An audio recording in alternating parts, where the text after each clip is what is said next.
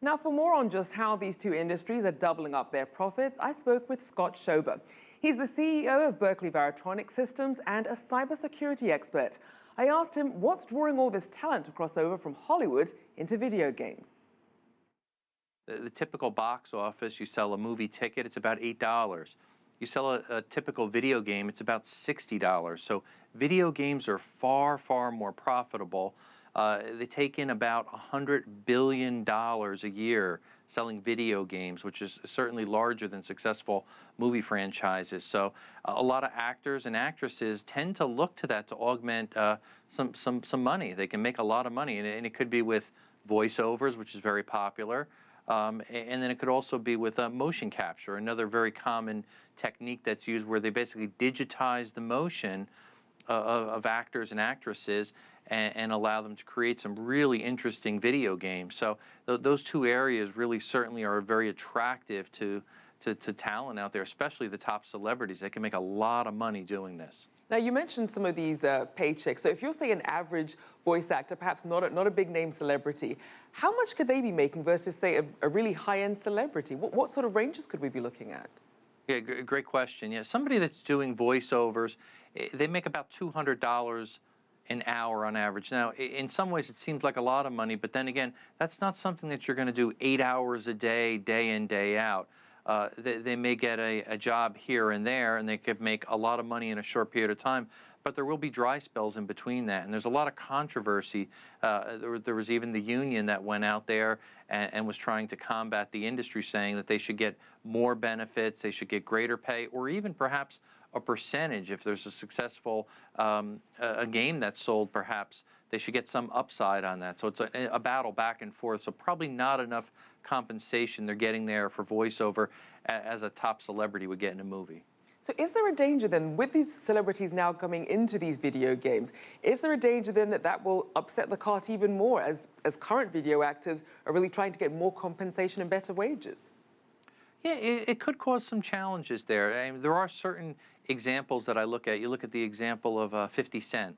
There is a successful, he's been in several movies, but he's also done voiceover for video games, and he's actually produced 2 video games himself.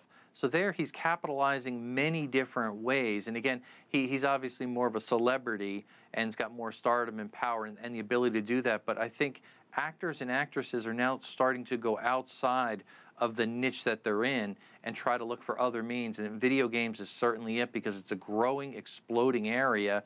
Even as I mentioned before, $100 billion a year. And in fact, 47% of that growth is happening right in Asia. So a tremendous market there. If somebody's targeting that particular genre there, that area with video games, they can make a lot of money.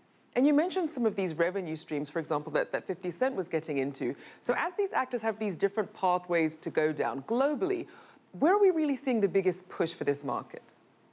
Well, certainly Asia, as I mentioned there, that's going to be the bigger push there. But even in India, you look at India, there's some interesting dynamics there. There's more movies produced in India. That's the #1 region, Asia #2 than the US. And then you see the synergy with the video games. So a lot of these large blockbuster movies that are coming out, they're timing them very carefully with video game releases, so they can kind of capitalize on it both ways. I mean, and you see that the converse too. You look at Angry Birds. Hugely popular video game, 3 billion downloads on mobile phones, and that in turn becomes a movie with a sequel coming out too. So it goes both ways. They're trying to capitalize video game and Hollywood blockbusters. And as we see this cross-pollination between video games and movie studios, give us some examples. What are some of the studios that are really at the front line of this? Who's really capitalizing on this trend?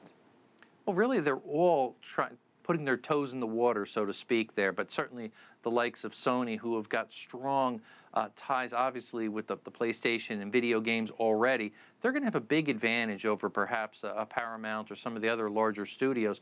But they're really all testing these formulas to kind of cross-pollinate and capture revenue from both the movie side and the video game side.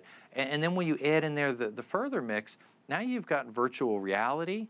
You've got augmented reality that's really stemming from a lot of the mobile phones, which everybody's got now. That's getting more popular, and there's some cross now in some of these IMAX theaters where they're actually starting to mix in augmented reality, virtual reality, your mobile phone, and the theater experience all in one. So again, it's interesting to see these synergies come together.